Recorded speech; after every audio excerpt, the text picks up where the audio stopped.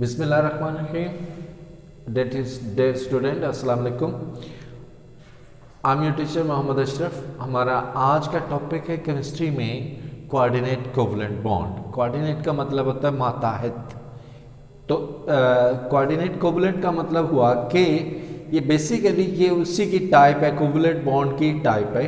हमने covalent bond में देखा कि दो एटम्स वो शेयर करते हैं और इक्वली शेयर करते हैं। यहाँ पे जो बॉन्ड पेयर होगा वो सिर्फ एक एटम शेयर करेगा, दूसरा एटम जो है उसके पास कोई इलेक्ट्रॉन नहीं होगा शेयर करने के लिए, वो शेयर नहीं करेगा बल्कि वो एक्चुअली गेन करेगा, उससे एक एटम से वो बॉन्ड पेयर को गेन करेगा। अब हम देखेंगे कि इसको हम कैसे डिफाइन कर सकते हैं कि डिफाइन के according to the definition the type of covalent bond in which bond pair of electron is donated by only one bonded atom। तो इसके मुताबिक कि ये कोवलेंट बॉन्ड की ही किस्म है और इसमें जो बॉन्ड पेयर होगा वो सिर्फ एक एटम की तरफ से आएगा। अब वो एटम जो बॉन्ड पेयर देगा उसको हम डोनर कहेंगे और जो बॉन्ड पेयर एक्सेप्ट करेगा लेगा उसको हम एक्सेप्टर कहेंगे।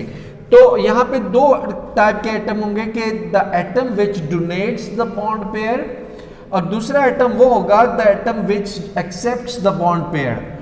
जो डोनेट करेगा उसको डोनर कहेंगे और जो एक्सेप्ट करेगा उसको एक्सेप्टर कहेंगे। तो अब इसके मुताबिक हम ये देखेंगे कि ये बॉन्ड फॉर्मेशन होती किस तरह से है। सबसे पहले नाइट्रोजन को देखते हैं। नाइट्रोजन का ग्रुप नंबर है 5, इसका जो एटॉमिक नंबर है वो 7 है। इसके फर्स्ट शेल में 2 इलेक्ट्रॉन होते हैं, सेकंड शेल में 5 इलेक्ट्रॉन होते हैं। तो इस तरह इसे 3 और इलेक्ट्रॉन चाहिए वैलेंस शेल में 8 इलेक्ट्रॉन पूरे करने के लिए। अब ये क्या करता है कि ये 3 इलेक्ट्रॉन शेयर कर लेता है एक एक हाइड्रोजन के साथ। इस हाइड्रोजन के साथ एक इलेक्ट्रॉन शेयर किया, इस हाइड्रोजन के साथ एक इलेक्ट्रॉन शेयर किया और इस हाइड्रोजन के साथ एक इलेक्ट्रॉन शेयर किया। अब इस तरह से इसने 3 जो है वो इलेक्ट्रॉन शेयर किए और इस तरह से अपने 8 इलेक्ट्रॉन पूरे कर लिए वैलेंस शेल में। ये 2, 4, 6 और ये 2, 8। अब 3 साइड पे तो ये जो इलेक्ट्रॉन इसके वैलेंस के इलेक्ट्रॉन जिन्होंने बॉन्डिंग में हिस्सा लिया है these are called bond pair of electron। और ये जो बाकी रह गया है बॉन्ड बनाने के बाद भी तो this will be called lone pair of electron। तो अमोनिया जो है इसमें ये 3 बॉन्ड पेयर हैं और एक लोन पेयर है। तो बॉन्ड बनाने के बाद भी इसके पास एक बॉन्ड पेयर एक्स्ट्रा है, तो ये किसी भी एटम को दे सकता है या किसी भी मॉलिक्यूल को ये डोनेट कर सकता है। So ammonia is a very good donor. तो ये ammonia NH3 it's a very good donor क्योंकि इसके पास एक लोन पेयर होता है।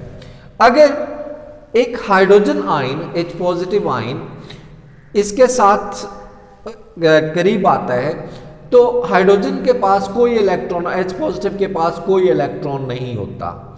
जब वो हाइड्रोजन होता है सिंपल एटॉमिक फॉर्म में तो उसके पास एक इलेक्ट्रॉन होता है। अगर वो भी लूज कर दे तो उसके ऊपर पॉजिटिव चार्ज आ जाता है।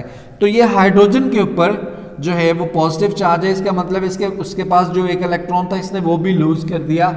अब इसके वैलेंस शेल में कोई इलेक्ट्रॉन नहीं है और इसके पास ये एक लोन पेयर एक्स्ट्रा है। तो अगर हाइड्रोजन इसके साथ कंबाइन करेगा तो ये अमोनिया जो है हाइड्रोजन H पॉजिटिव को ये लोन पेयर डोनेट कर देगा और इस तरह से ये हाइड्रोजन के 2 इलेक्ट्रॉन पूरे हो जाएंगे और इस तरह ये NH4 और इसको ये जो डोनर है और ये वाला एटम एक्सेप्टर है। तो डोनर से एक्सेप्टर की तरफ हम एरो का निशान बनाएंगे।